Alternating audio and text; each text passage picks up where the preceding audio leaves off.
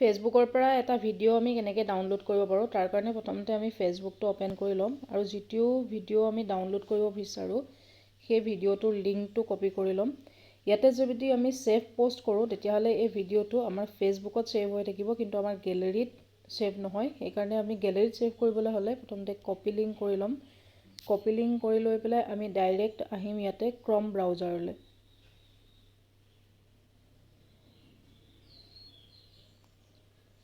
ইয়াতে ক্ৰম ব্ৰাউজাৰত আমি অ'পেন কৰি ল'ম স্নেপছেভ। স্নেপছেভত আমি ইয়াতে ডাউনলোড ফেচবুক ৰিলছ এইটো ক্লিক কৰিম আৰু ইয়াতে আমি আমাৰ লিংকটো পেষ্ট কৰি পেলাই ডাউনলোড কৰিম। ইয়াত আমি যিকোনো কোৱালিটি চুজ কৰি পেলাই ডাউনলোড কৰিব পাৰোঁ। মই 720 HD কৰি পেলাই ডাউনলোড কৰিছোঁ। কেইটামান ছেকেণ্ডৰ ভিতৰতে আমাৰ ফাইলটো ডাউনলোড হৈ যাব।